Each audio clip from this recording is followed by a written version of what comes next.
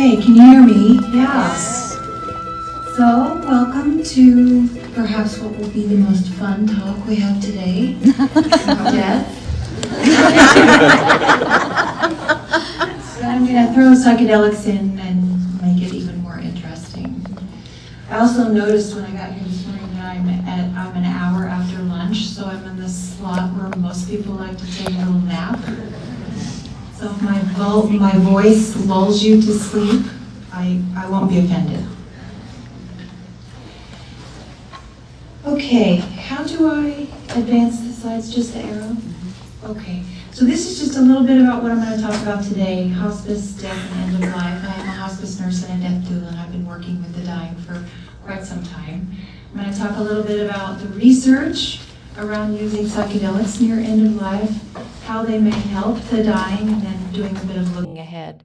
The looking ahead really is more societal and then kind of personal for you.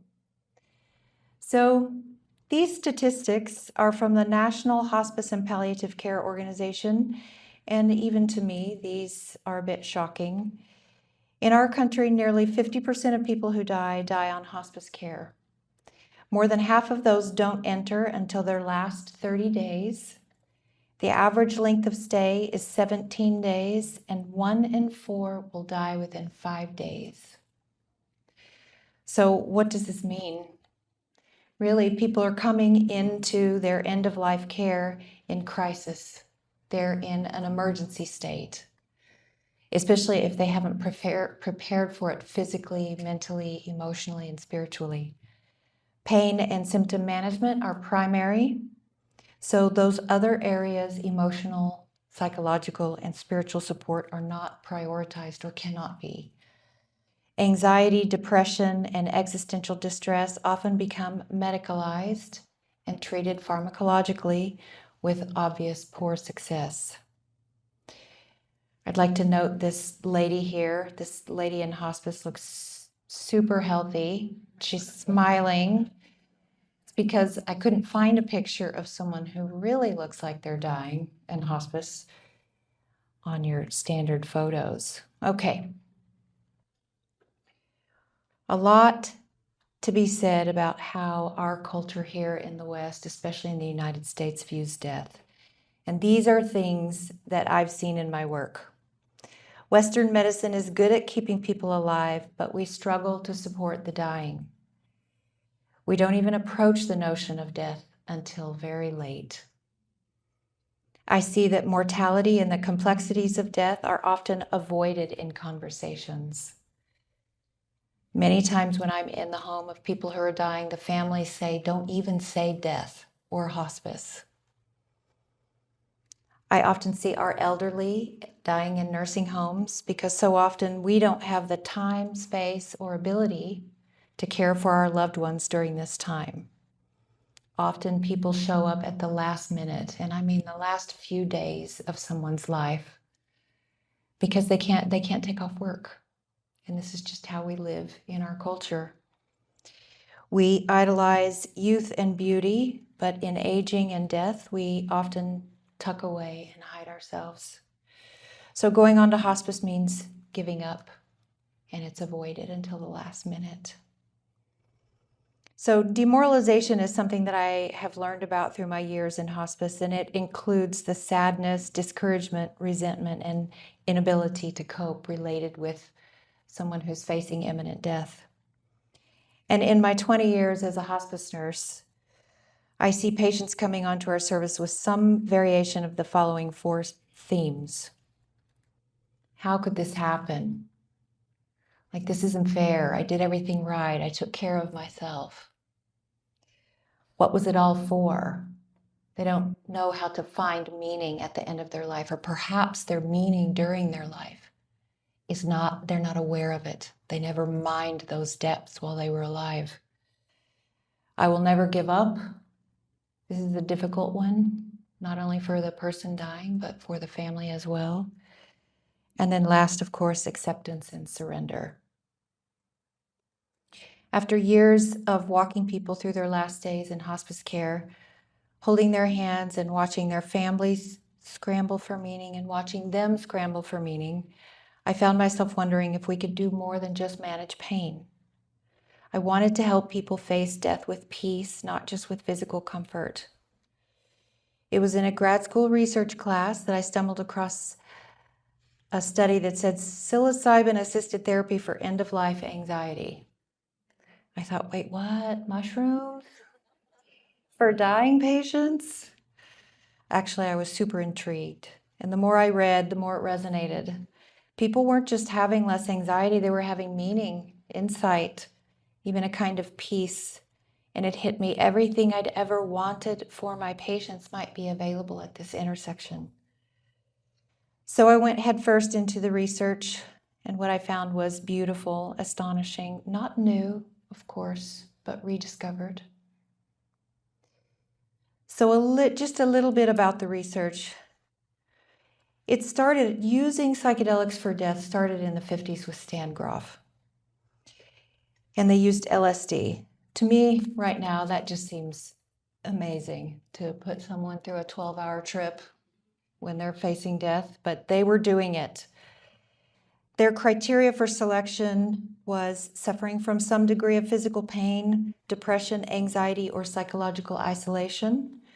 They had to have a terminal diagnosis with a reasonable life expectancy of at least 3 months. They were not working with people who had, maybe 4 weeks left to live. No brain metastasis or organic brain disease, and no gross psychopathology, so no schizophrenia, bipolar, etc.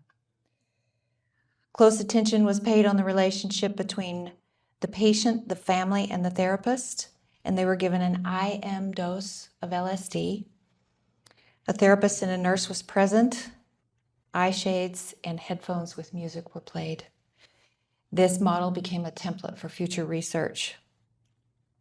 3/4 of the patients showed moderate or drastic improvement in symptoms, and profound experiences had a positive correlation to increased freedom from fear of death. And of course, we know, as Dr. Fadiman was talking earlier, there was a halt in research in 1970 because of Nixon. But we are in the midst of what we're calling a psychedelic renaissance, marked by a surge of research, public interest, and therapeutic exploration. We have a new generation of researchers with enhanced validity, safety, and integrity of the studies.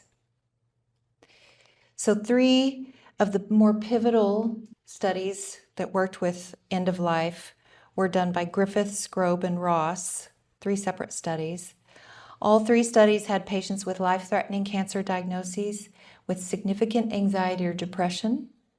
Each study used psilocybin. Of course, that time was reduced down to 6 or 7 hours.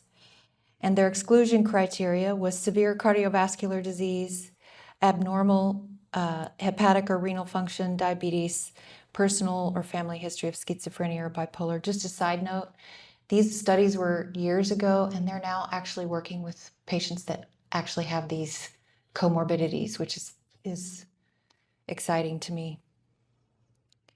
All 3 studies showed significant symptom reductions in anxiety, depression, and demoralization. Psilocybin was generally well tolerated with few adverse events, mostly mild and transient like anxiety and nausea. Psilocybin is now considered to have the highest safety profile of any psychedelic that's studied in research. I mean, imagine that. It's a plant that you can forage for and grow yourself. Highest safety profile. 70% of participants rated the experience as one of the top 5 most meaningful and significant experiences of their life. So why do these medicines produce such impressive results? Physiologically, they disrupt the default mode network, which shapes our sense of self and habitual thinking. Its quieting allows for new perspectives and ego softening. It interacts with serotonin receptors, influencing mood, perception, and cognition. And it creates a 72-hour window of neuroplasticity, with the brain becoming more flexible, forming new connections and patterns of thought. Research has actually shown 72 hours is your primary neuroplasticity, and then it goes out to 2 weeks, and it actually goes out at an even lower level for 3 months. Psychologically, the medicines can provide emotional catharsis and insight, surfacing and releasing buried emotions, breakthroughs in understanding one's own story and suffering, enhanced creativity and problem solving, loosening habitual thought patterns, allowing for new perspectives, metaphors, and ways of approaching life's challenges, and shifts in well-being and self-concept. Since I am, and I hope you are too, looking specifically at those facing death and the existential crises that come along with that, I'm going to focus a little more on the transcendent and expanded states of consciousness. While psychedelics can offer therapeutic benefits through emotional release and psychological insight, it's often the expanded or mystical states that leave the deepest mark. Experiences of ego dissolution or timelessness frequently correlate with lasting shifts in how people relate to life and death. Research states that the intensity of the psychedelic-induced transcendent or mystical experience correlates with increased feelings of death transcendence. The MEQ was developed by Walter Pahnke in the 60s and measures potential qualities of these experiences. As you can see up there, you're just garden variety spiritual experience. These don't include my personal favorite, which is sobbing because the tree in my backyard has just expressed her love for me. So let's look at unity and ego dissolution a little closer. I'm putting words to things that there aren't really words for, but I'm doing my best. Unity experiences can be a profound sense of oneness with everything, where boundaries between self and the world dissolve, often described as one drop in a vast ocean. Ego dissolution or death can be a more radical unbinding of identity, where the personal self temporarily disappears, perhaps leading to deep existential insight or transformation. Just a little sidestep here. This is an ancient inscription above the door of St. Paul's Monastery in Macedonia, North Greece.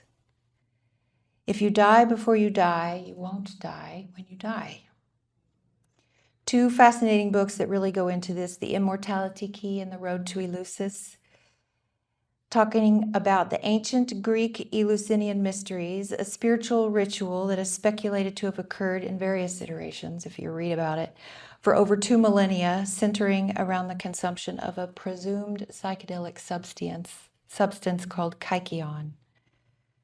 The phrase, "die before you die," suggests that the participants in the mysteries underwent a symbolic death and rebirth during their experiences.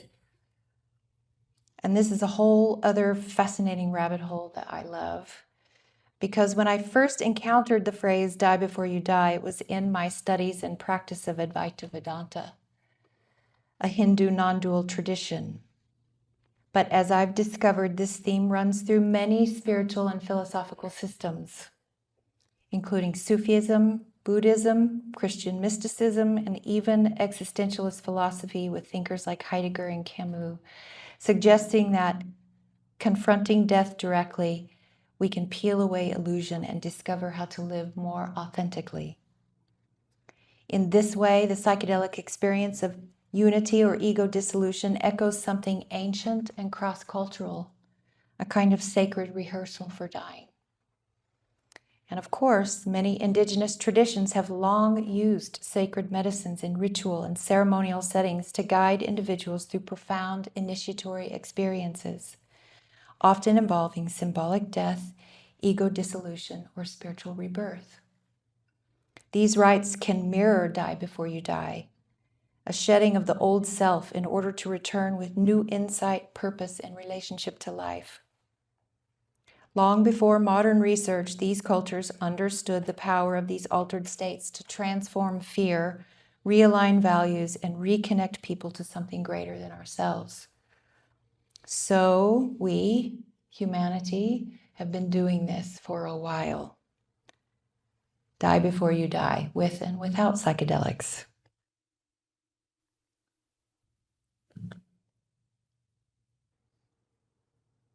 going to skip that part to save time. Just how do these experiences help someone facing death?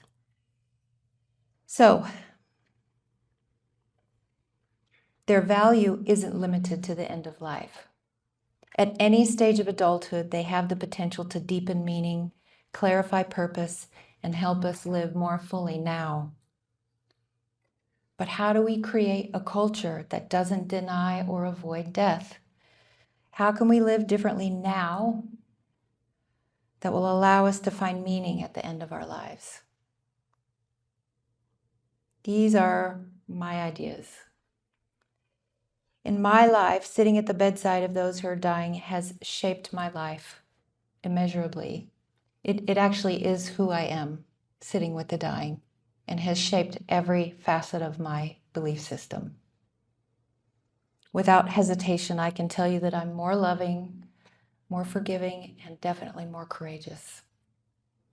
So I invite you to expose yourself fully to and consider all the death that happens in your life. Each time a loved one or friend dies, deeply contemplate their life and their death. Contemplate how life goes on. Contemplate your own death. And then see how that changes your life now. I say expose your children to death because it is as natural as birth. The first breath we take when we're born, the day we're born, the only thing you can count on after that first breath is your last one on your last day. That's the one thing you know for certain. That's it. When you expose your children to death, they will learn of their own inevitable ending. They'll learn how to grieve, and they will learn how to contemplate and ask existential questions. Consider that death isn't just when a person dies, it's also all your endings, careers, marriages, other relationships, periods of your life, youth and middle age, all other things through a lifetime that pass out of existence. You can also see how new life emerges after those little deaths. Contemplate what a good death or dying well would mean for you. For me, it would be time to say goodbye, express gratitude, and with a fair amount of peace and acceptance. I see dying well as our last great act of love for those that we're leaving behind. As a hospice nurse, I've sat at the bedside of many people in their final days, and more often than not, what I hear are not regrets about the things they did, but things that they didn't do. These are the top 5 regrets in a book by Bonnie Ware. I wish I hadn't worked so hard. I wish I had the courage to live a life true to myself. I wish I had expressed my feelings. I wish I'd stayed in touch with my friends. And I wish I'd let myself be happier. These aren't just individual laments. They're cultural indicators. They point to the fact that many of us don't feel free to live fully, let alone die meaningfully. Psychedelics used wisely, ethically, and intentionally can offer more than symptom relief. They can offer clarity, connection, and glimpses of something greater than ourselves. I talk about death with dignity, but I really am looking for death with meaning. Denying people access to therapies that could ease existential distress, especially near the end of life, is not just a missed opportunity, it's an ethical failure. For those living with terminal diagnosis, time is limited, and so are options. Decriminalizing medicines isn't just about policy, it's about compassion. No one should have to choose between breaking the law and dying in fear. So the question isn't just how can we help people die well, it's also how can we help them live well now before it's too late? And maybe the answer starts by dying before we die.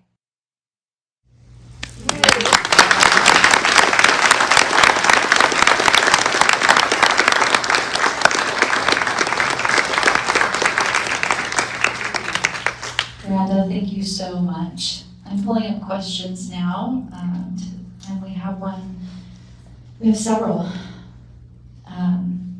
But first of all, thank you. Wow. That was a really sacred experience for, I think, a lot of us. This question comes from Tristan. Have you done any family sacraments related to a death in the family instead of just with the dying? I have not had that opportunity, but I'm certainly welcome to it. I actually, as much as I'm excited about this work because of its legal status, I actually have not been able to offer psilocybin, which is my personal medicine of choice. It is my spiritual medicine, to anyone dying. I mean, I live in the Bible Belt and people are just afraid, especially many of the people who are dying are elderly. I have had the opportunity to work with people who are elderly from 70s into their 90s, but no one facing a terminal diagnosis. But man, am I ready. I'm really looking forward to it.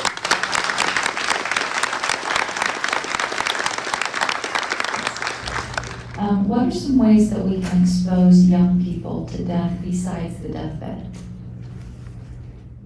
Well, you have plenty of opportunities with like dead bugs and plants that have died, and when your pets die, or when somebody, a friend of the family or a distant relative or somebody, I mean, it's always lovely when the first death someone's exposed to is not a parent or a sibling, although that happens. But every time there's an ending, mark it. Talk about how life goes on after. Talk about everything has its ending inherent in it, and that it's okay. And it's also okay to be sad and to grieve. Like, learn how to grieve. So many people don't even know how to grieve. And they don't take time to do it either. They go right back to work. You know, if their MO is avoidance and denial, it's certainly not going to change when the really hard things happen, right? Teach them from a young age. This is what happens. Things come in and out. Change is your constant, right? So what does the literature say about the timing of psychedelics in death? So there's a dying where, one may provide psilocybin and then have the journey or experience meaning. What about the actual time of death, like as you're approaching it? Has there been data around that, to ease the transition, anxiety, and getting ready for it? I think research, they're always going to play it safe. They don't want anything bad. They certainly don't want anyone to actually die during an experience, so they're going to have it be a safe period before. In real world application, I feel like you could do a psychedelic within the last week. I personally feel that. I've sat with hundreds of people in their last day, week, month, and I really feel like depending on maybe I'm coming too close, depending on their symptoms, their comorbidities, all the medications that they're on, there's all kinds of things to consider, but I really think that someone could do it in their last week. I mean, they could have a little bit of a more challenging physiological journey, but they're already going through it anyway. They're going through it physiologically anyway, and some people are so desperate for something to just give them some type of peace, relief. I see a lot of people pass just struggling, like they weren't ready. They didn't tie up any emotional, spiritual loose ends. Everything is frayed. And it's the hardest thing I witness is people struggling when they go. It's a beautiful, beautiful experience to watch someone rest in the awareness that they're going, and it doesn't mean they want it, but they surrender to it. And it's a beautiful, beautiful experience. I would give it within a week if they wanted it and physiologically they could tolerate it. And interestingly, oh, do you have another question? Yeah, just one more. Yeah. I speak loud enough. You're good. Concerning end of life, like I'm a paramedic, so I get a little different take on it. And you do this debriefing kind of counseling, I understand, with ketamine and psilocybin. Do you see a difference between your disassociatives and your kind of classic hallucinogenics like LSD, psilocybin, versus the ketamine and the effects when it comes to like dealing with end of life stuff? Do you find the disassociative to be allowing a person to step back better, versus sometimes psilocybin and LSD can be a little more fight or flight, can be a little more bring up, it's just a different experience. Sure. Well, I just want to say up front that I haven't worked with LSD. Okay. I mean, I took it in my 20s. It was very startling.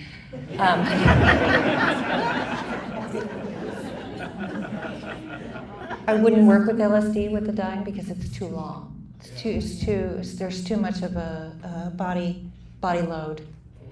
And I'll also be upfront about the fact that I haven't used ketamine with someone who's terminal, because the provider that I have for ketamine, I mean my prescriber, I think that he would prescribe for me for someone who is terminal, but to be honest, I don't trust his medical opinion around the physiological states of the dying. And I have a hospice and palliative care physician that just went through IPI training that's going to become my prescriber. So I actually have a hospice physician. So, and that just happened. So I can't answer your question because I haven't had the experience. Thank you, Branda. And just as a note, I think it was Aldous Huxley in 1963 when he died, who requested it in writing that his wife give him a 100 microgram dose of LSD. So it has been done. Yes. Quite spectacularly. During his death. That wasn't just like the day or the week of, like He was yes. dying. Yes. So that's just an interesting little piece of trivia. I'm not giving any medical advice. No. Thank you so much. Thank you.